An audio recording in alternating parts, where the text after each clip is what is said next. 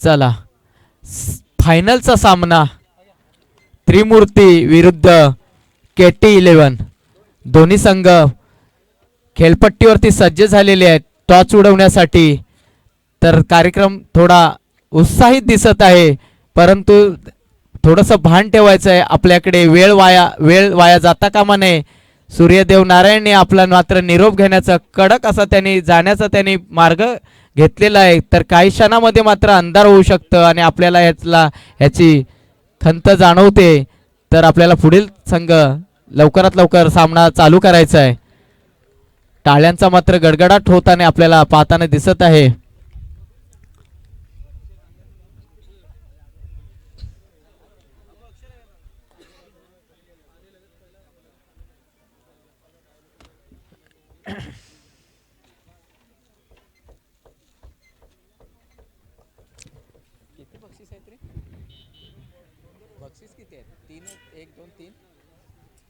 तीन ना. चला पाहूया तर फायनलचा मात्र नानापैकीचा कौल कोणी जिंकलेला आहे, कोण मानकरी झालेला आहे, कुठल्या संघाचा कर्णधार मानकरी झालेला आहे. फायनलचा कर्णधार नानापैकीचा कौल कोणी जिंकलेला आहे आम्हाला सुचवायचं आहे लवकरात लवकर. चला मैदानाचा ताबा सोडायचा आहे, सामन्याला सुरुवात करायची आहे. आत्ता मात्र मैदान लवकरात लवकर सोडायचं आहे आपल्याला. पावलं उचलायचे आहेत मैदानाच्या बाहेर. मात्र लवकरात लवकर अतिरिक्त खेळाडू क्रिकेट प्रेमी असतील त्यांनी बाहेर पडायचे आहेत. तिथे थांबतील ते मात्र गोलंदाज आणि क्षेत्ररक्षण.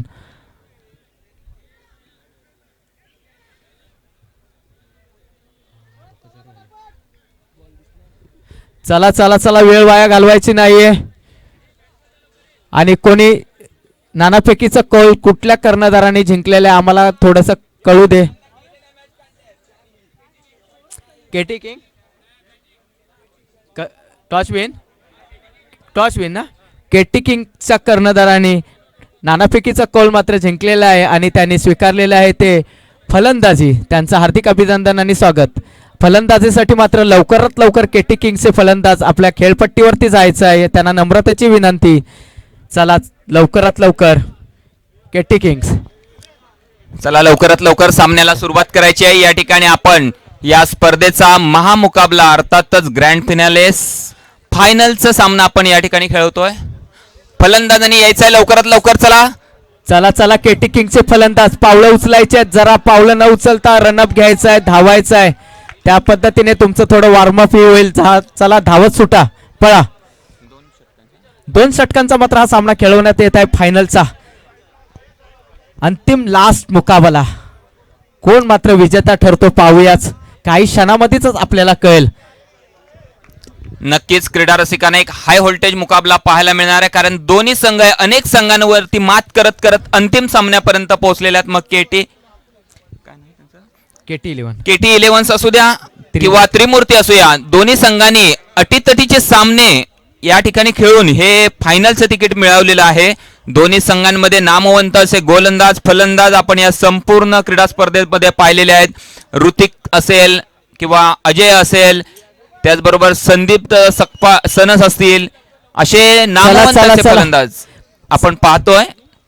चला लवकरात लवकर मात्र गोलंदाजी सुरुवात करायची. गोलंदाजी फेकण्यासाठी सज्ज परत एकदा ऋतिक पांडे. त्यांना मात्र स्ट्राईकला खेळत आहेत ते अजय, आणि नॉन स्ट्राईकला खेळत आहेत ते फलंदाज असतील संदीप सनस. चला पहिला चेंडू मात्र अंतिम महामुकाबल्याचा अंतिम फेरीचा टाकलेला आहे. महामुकाबला असा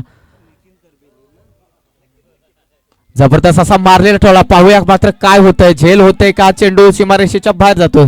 पाहूया मात्र क्षेत्ररक्षण सीमारेषेमध्ये मात्र अडवलं गेलेलं आहे. मात्र ह्या चेंडूवरती धाव मात्र घेतलेल्या आहेत त्या दोन चेंडू 2 धावा.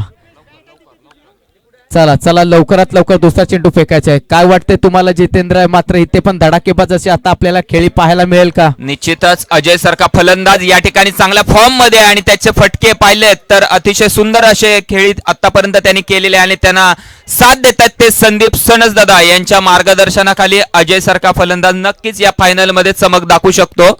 नक्कीच चांगली गोष्ट आहे, पाहायलाच आपल्याला मिळत आहे. जबरदस्त असं ते रनअप घेत आहेत आणि जबरदस्त असे धावांचा पाऊस पाडण्याचा प्रयत्न आटोक्यात करत आहेत. आणि पाहूया आता धावा किती उभ्या करतात तर. पण आता मात्र आपण बोलत असतो की आकाशात उडतो तो मात्र पक्ष्यांचा धावा. इथे मात्र आता आपल्याला पाहिजे षटकार आणि चौकारांची धावा. षटकार आणि चौकार संदीप सनस आणि अजय सनस पाडतात का? चला लवकरात लवकर. आतापर्यंत झालेले चेंडू मात्र असतील ते 4 आणि आतापर्यंत धाव संख्या जमा झालेली आहे खात्यामध्ये 5. प्रहारी फटकेबाजी मात्र जितेंद्र आपल्याला पाहायला मिळत नाही ह्या अंतिम कारण हे दोन्ही फलंदाजांना जखडून ठेवण्याचं कामकाज हे ऋतिक आणि प्रदीप तुरे हे करणार आहेत. कारण दोन्ही नामवंत गोलंदाज त्रिमूर्ती संघाकडे आहेत. ही त्यांच्या जमेची बाजू आहे. दोन्ही गोलंदाज हे माहीर आहेत अचूक टप्प्यावरती गोलंदाजी करणार आणि कुठलेही प्रेशर जरी आलं तरी सुद्धा ते सहन करण्याची त्यांच्यामध्ये क्षमता आणि आहे. मात्र धाव संख्या झालेली आहे एक षटकार ना 6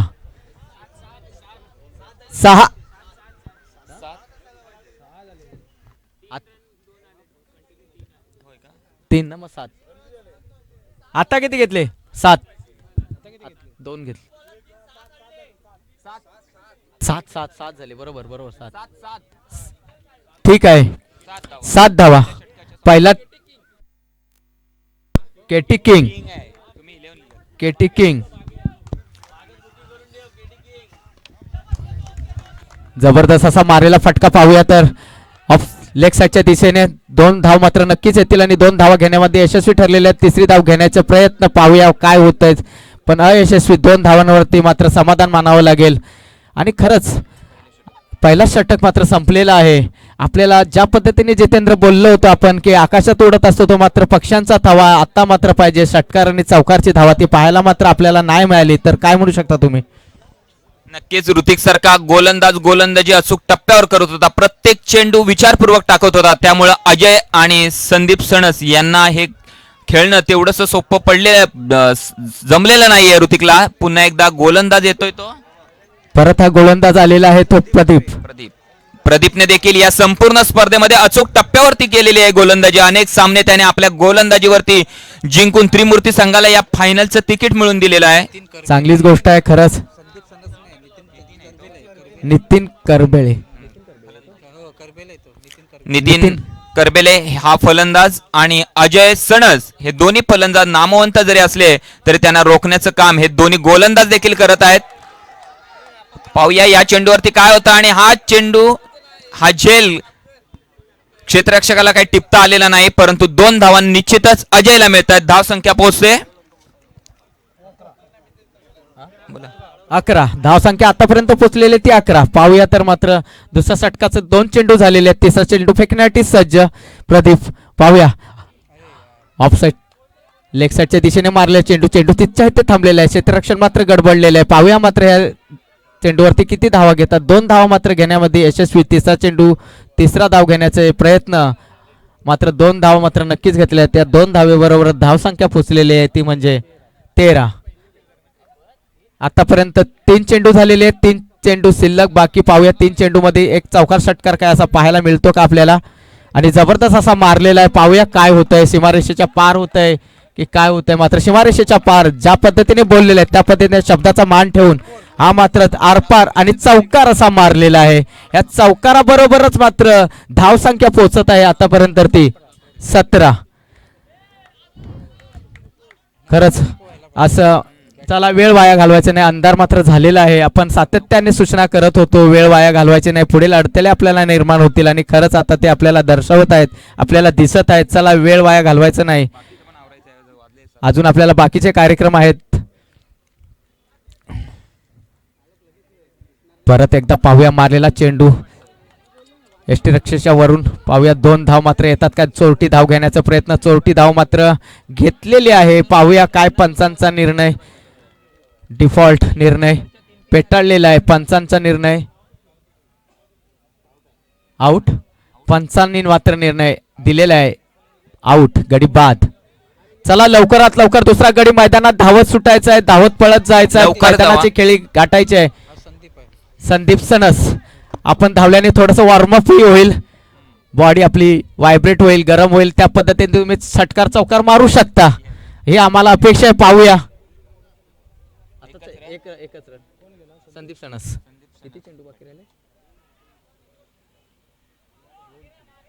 शेवटचे मात्र शेवटचा मात्र एक चेंडू आणि त्याचा आस्वाद घेण्यासाठी मात्र धडाकेबाज असे संदीप सणस आपले बॅटर्स आलेले आहेत तर पाहूया त्याचा आस्वाद घेतात का पण ते त्यांना घेता आलेलं नाही काहीतरी डिसिजन पेंडिंग पाहूया चोटी धाव घेण्याचा प्रयत्न चोटी आणि गडी बाद झालेले आहेत आणि खरंच दोन्ही षटकांचा सामना संपलेला आहे मात्र धाव संख्यांचा पाऊस पडलेला आहे आतापर्यंत 17 धावा झालेल्या आहेत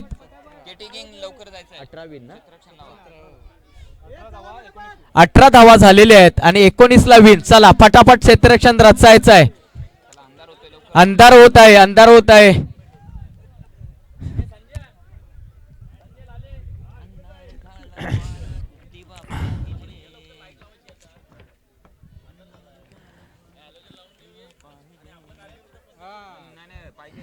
पाहिजे लाईट चला लवकरात लवकर क्षेत्ररक्षण रचायचं आहे छान प्रकारे मात्र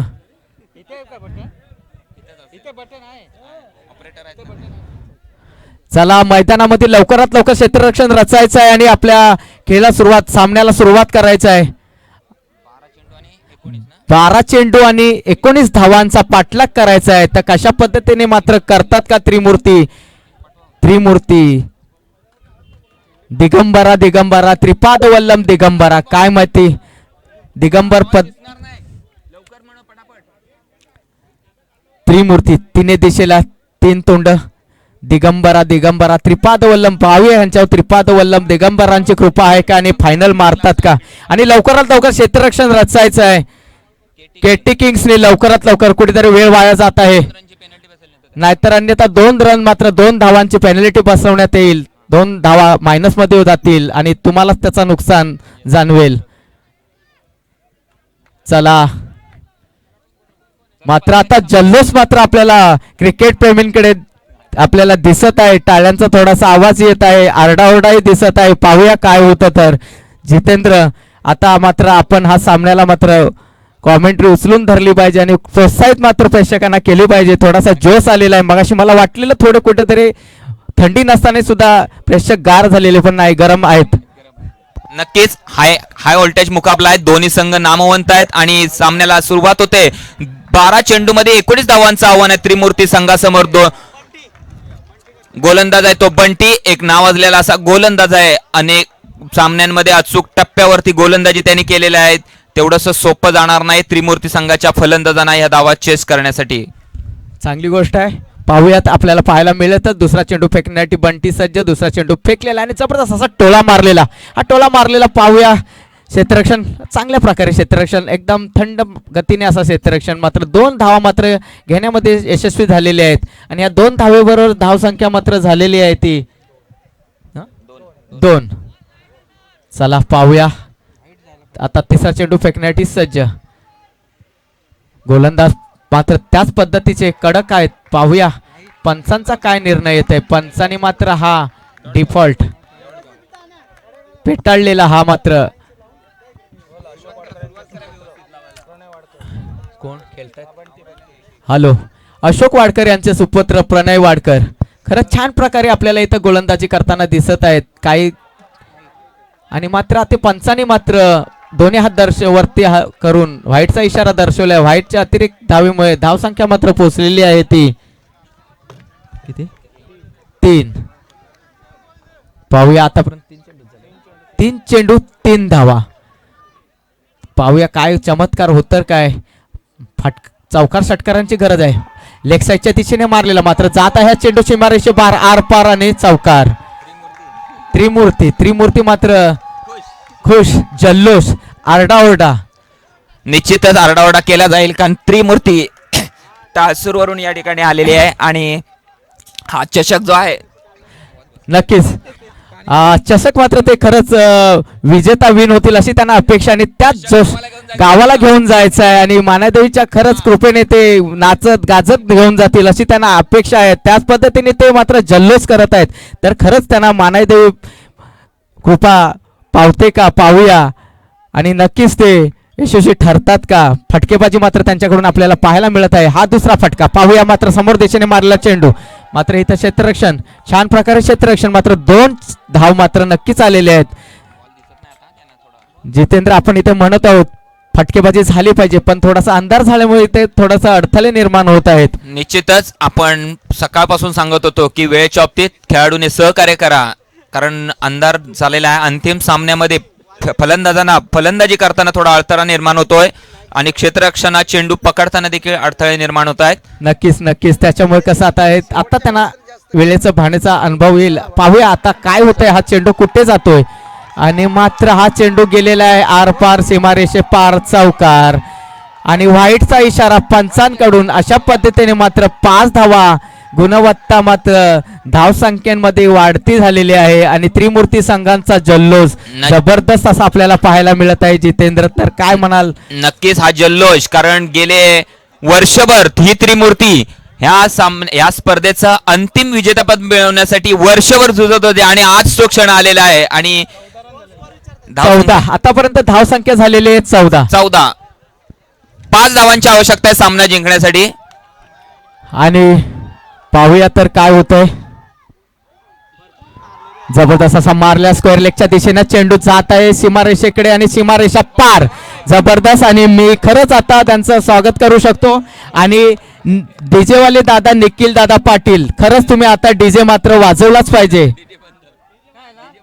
डीजे मात्र व्हेरी बॅड लक, डीजे बंद झालेला आहे, टाइम ऑफ झालेला आहे. टाइम अरे कार्यक्रमाला लागतील ना आता, कार्यक्रमाला लागतील.